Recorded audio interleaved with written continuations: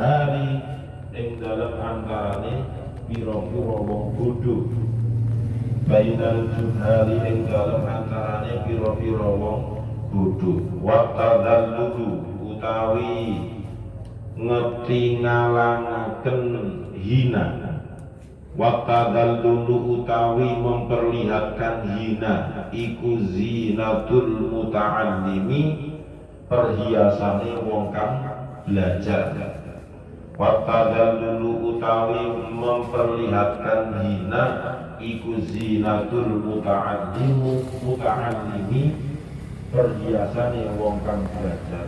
Ruwiya diceritakan diriwayataken apa annahu satemene Kanjeng Nabi Muhammad sallallahu alaihi wasallam iku ora dawuh sapa Kanjeng Nabi iku ora dawuh sapa Kanjeng Nabi man utawi sapane wong iku kharaja metu sapa man yuridu hale ngarepaken sapa man ilman ilmu yata'allamu kang belajar sapa man hu ing ilmu fataha mongko buka sapa Allahu Gusti Allah lahu maring man baban ing siji lawang baban ing satu pintu ilal jannati maring swarga wa farashat lan gelar atau beber lahu maring man sapa al malaikatu malaikat aknafaha ing pira-pira sayape malaikat wasallat lan nyuwunaken ngapura alaihi ing atase man sapa malaikatus samawati malaikat kang ana ing pira-pira langit malaikat kang ana ing pira-pira langit wahitanul bahri lan pira-pira iwak segara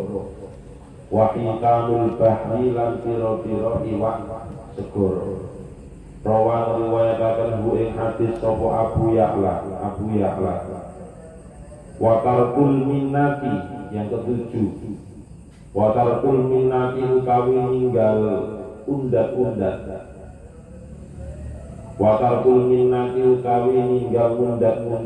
Apa yang dimaksud dengan minnah atau apa yang dimaksud dengan undat-undat?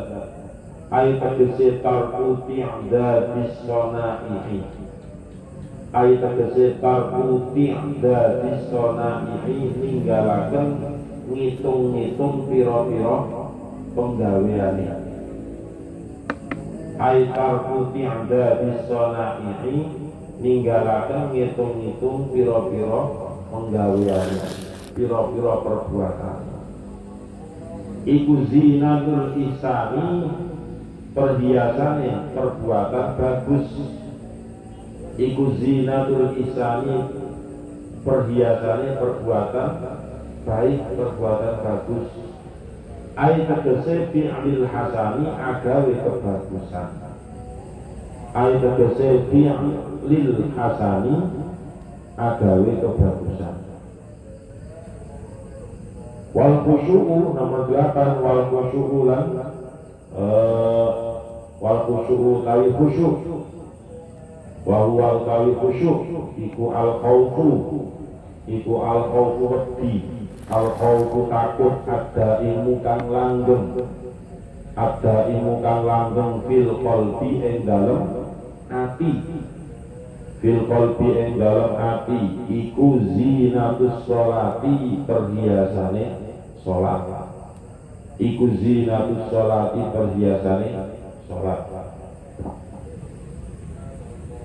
Makalah yang kedua, di bab yang ke berapa? 8. Ini diambilkan dari qaulus sahabat atau ucapan salah satu sahabat Kanjeng Nabi Muhammad sallallahu alaihi wasallam yang bernama sahabat Abu Bakar As-Siddiq. Beliau atau sahabat Abu Bakar As-Siddiq dawuh ngendikan berkata, sama niatu asya'a, ada 8 perkara, ada 8 hal, hunna zinatun, yang mana 8 perkara tersebut atau 8 hal ini tadi merupakan sebuah perhiasan, zinatun, perhiasan, lisama niyati asya'a, perhiasan bagi 8 perkara yang lain, perhiasan bagi 8 hal yang lain. Jadi ada semacam seperti yang makalah sebelumnya itu yang diambilkan dari hadisnya Kanjeng Nabi. Jadi ada kecocokan antara 8 hal yang A dengan 8 hal yang B. Itu nanti sesuai klop, karena itu merupakan sebuah sifat yang sudah melekat pada masing-masing dari setiap satuannya ke-8 itu. Ya, ke-8 perkara atau 8 hal yang dimaksud oleh sahabat Abu Bakar itu apa saja? Yang pertama yaitu al-afafu. Al-afafu artinya adalah bifathil aini, ainnya di fathah, ay al-imtina'u anil mas'alati. Yang dimaksud dengan afaf itu adalah mencegah supaya tidak meminta-minta. Itu al-afaf. Jadi yang pertama mencegah supaya diri kita itu tidak meminta-minta, tidak ngemis-ngemis. Zinatul faqri, tidak meminta-minta itu adalah perhiasan yang sangat bagus bagi orang yang fakir. Bukan salah kaprah, salah paham yang selama ini kita pahami. Karena beralasan tidak punya atau fakir, akhirnya dibuat alasan untuk meminta-minta. Justru dalam Islam hal itu sangat bertentangan. Al-afafu zinatul faqri. Jadi menahan diri kita supaya tidak meminta-minta, supaya tidak merepotkan orang lain, itu merupakan zinatul faqri. Sebagaimana hadisnya Kanjeng Nabi, tuhfatul mu'mini fid dunya al-faqr. Di pemberian orang mukmin di dunia, ya, pemberian untuk orang yang beriman di dunia ini yaitu kefakiran. Allah memberikan anugerah kepada orang mukmin, ya, kepada orang mukmin itu berupa al-faqr. Hampir setiap orang mukmin itu pernah merasakan kefakiran.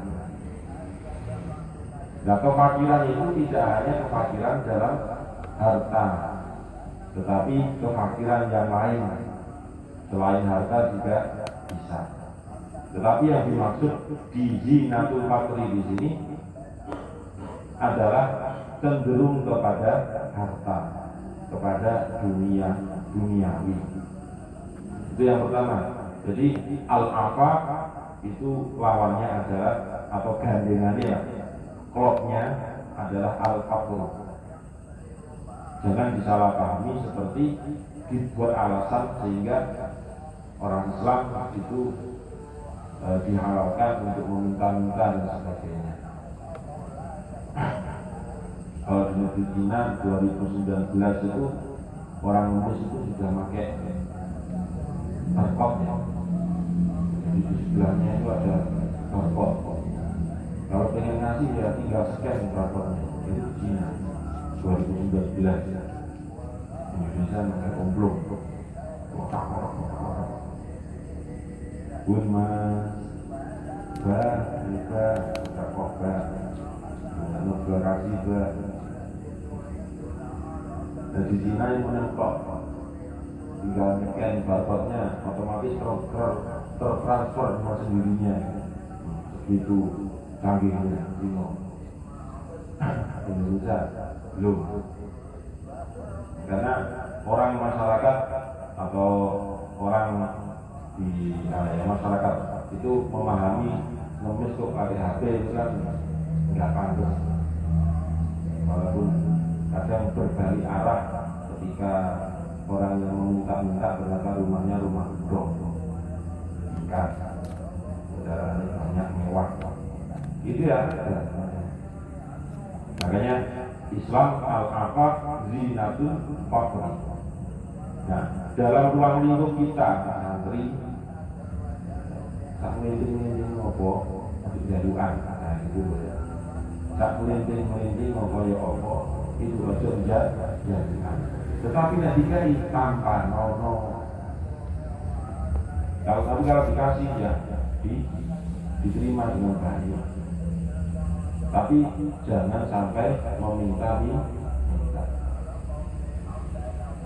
Tapi kalau dikasih, yuk, alhamdulillah. Caranya nggak minta-minta bi. Orang konjone ngelinting, situ gak ngelinting, gue jaket. Ditempel aja terus. Kurono, ditokno. Nah, udah ini diikuti lagi. Kemana yang mana harus tidak melewat. Mereka ini dua ini kan. Buatin kok, kaki musir kan enak. Kaki musir kok musir mau. Akhirnya tutup dengan jalan itu balik mana? Enggak. Musir.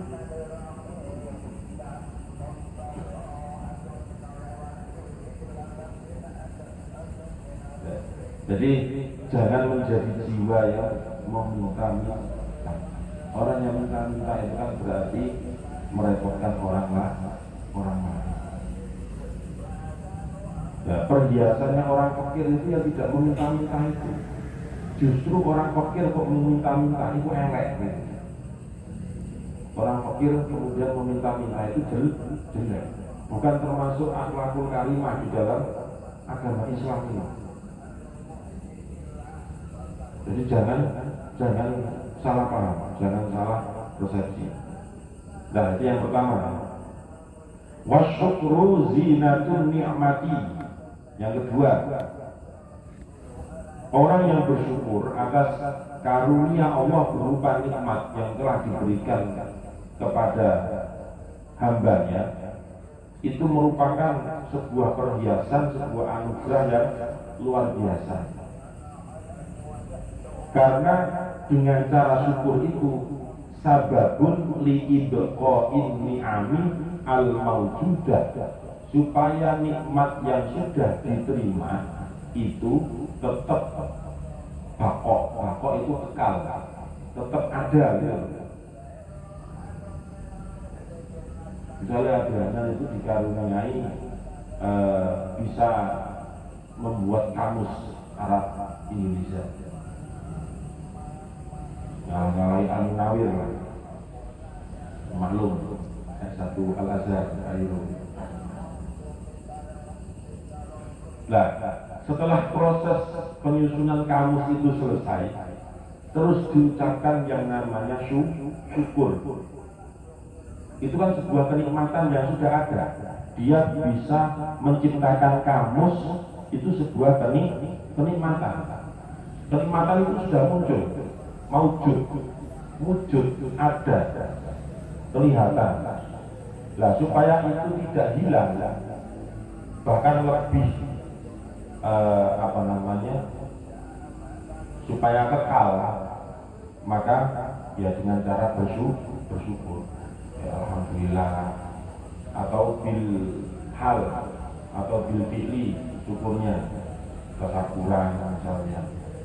Nah itu untuk sababun, yang namanya sebab musabab, kok kamusnya itu tambah tahun, tambah revisinya makin bagus. Nah itu adalah dorongan dari syukur. Wa wasilatun ila husulin ni'amin al-maqqudah. Di samping sebagai pendorong kenikmatan yang sudah ada supaya lebih baik lagi, yang namanya syukur atas nikmat itu sebuah perantara ila husulin ni'amin al-maqqudah, perantara supaya nikmat-nikmat yang belum tercapai pada dirinya itu menjadi kenyataan. Kenikmatan yang belum pernah dia rasakan itu suatu saat bisa dimaujudkan, suatu saat bisa dirasakan. Jadi ada dua tujuan ya. Yang pertama, ketika orang itu mendapatkan kenikmatan dari Allah, kemudian bersyukur, Allah akan la'azidannakum. Di samping tetap nikmat yang sudah ada justru akan ditambah.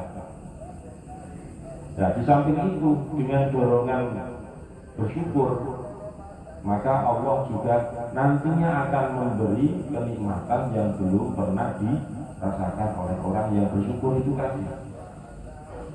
Itu namanya la'azidannakum juga. Jadi la'azidannakum dalam bentuk kenikmatan yang sudah ada, dan juga la'azidannakum dalam bentuk kenikmatan yang sifatnya baru bagi dirinya. Gitu. Bila in syakartum la'azidannakum wa la in kafartum inna azabi lasyadid wa in ta'uddu nikmatallahi la tuhsuha. Kita menghitung kenikmatan Allah itu la tuhsuha, tidak mungkin bisa, mustahil kalau kita bisa. Kita menghitung bintang yang ada di langit itu saja bingung, apalagi menghitung kenikmatan dari Allah. Kita bisa nulis itu sudah kenikmatan tersendiri. Kita bisa duduk dengan baik, kita bisa menghela nafas dengan baik, itu sebuah kenikmatan yang luar biasa. Kita bisa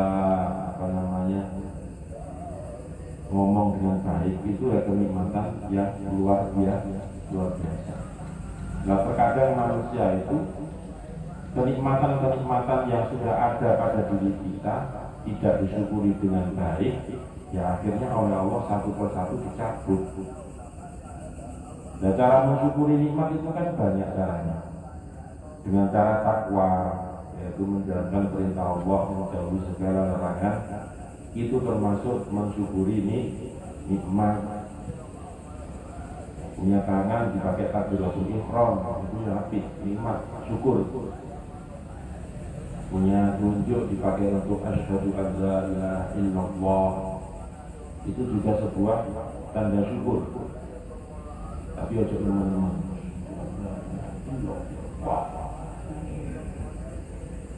sampai pinggir itu kaget.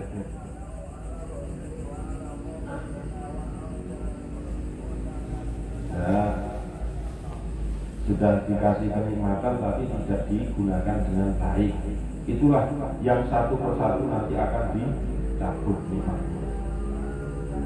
Nikmat sehat itu bisa dirasakan ketika orang itu diuji Allah dengan yang namanya rasa sakit, punggung sakit, nah ini orang sehat, tapi berangan-angan, tapi gua lewat kadung sehat kali.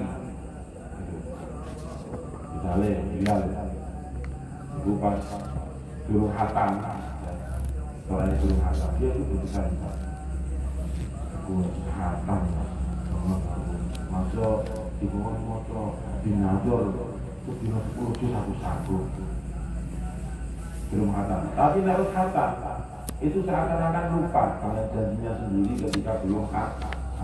Begitu juga nikmat sehat, enak ya sehat itu. Kalau misalnya saya sehat begitu ya, saya akan rutin ibadah di waktu, nggak jadi makmum yang masuk, kemudian duduk di shop yang paling awal. Tapi terus sehat, kayaknya Isya itu rakaat. Jadi itu mustahil besar.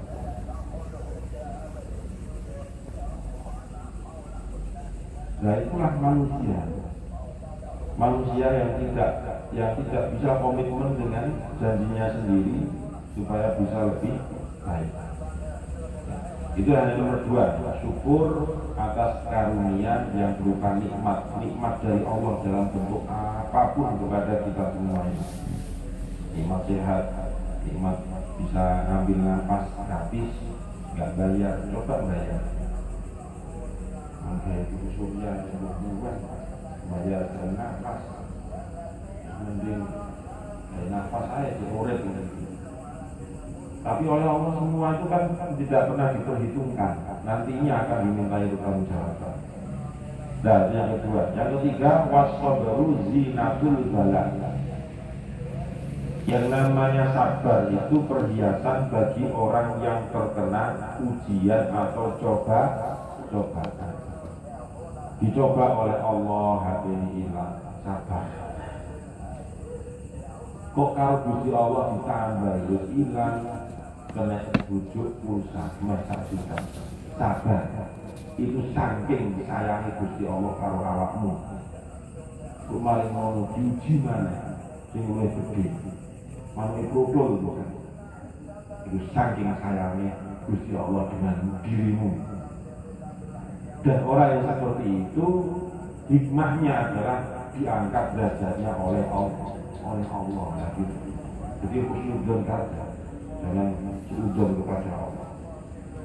Mau untuk pengirani diri bisu, tapi ingat pasti apa ya? Apa ya? Tapi ya dulu ini dari Rahman Rahim. Oleh protes itu sampai nyangkut Bismillah. Ning dari Al-Fatihah ditokno kabeh. Ahli tafsir dhewe.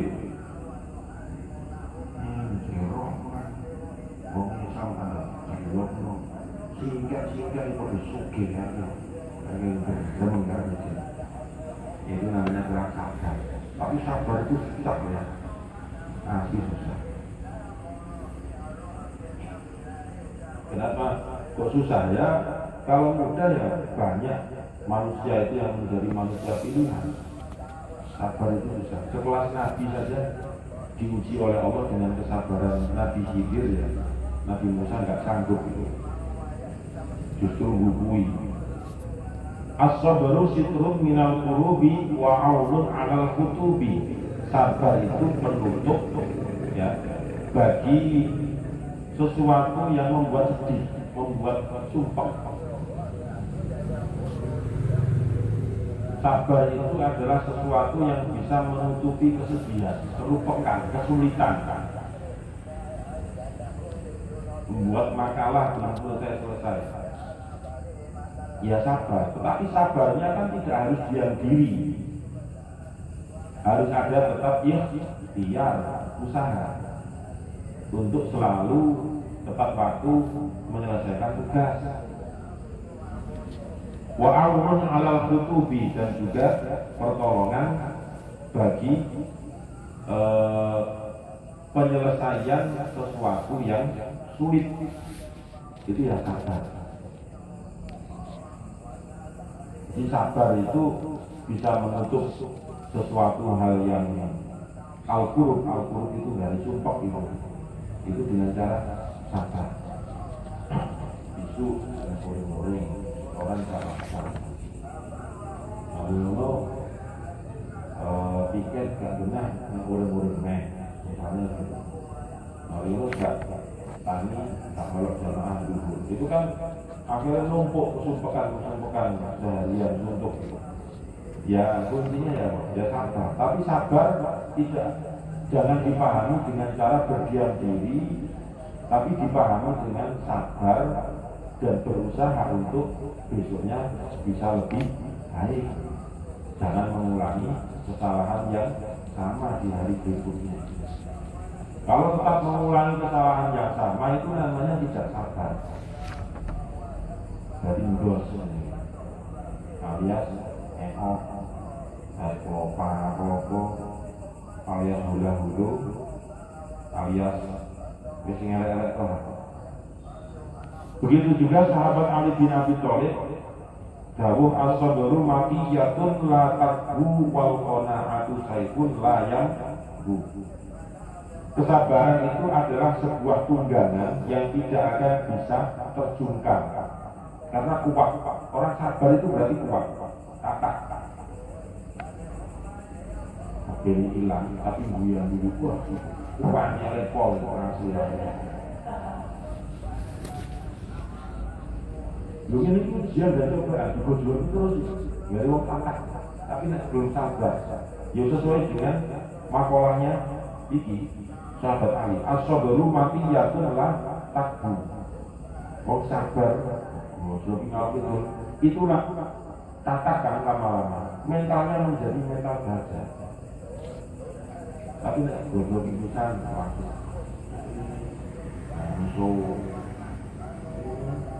Nafsu.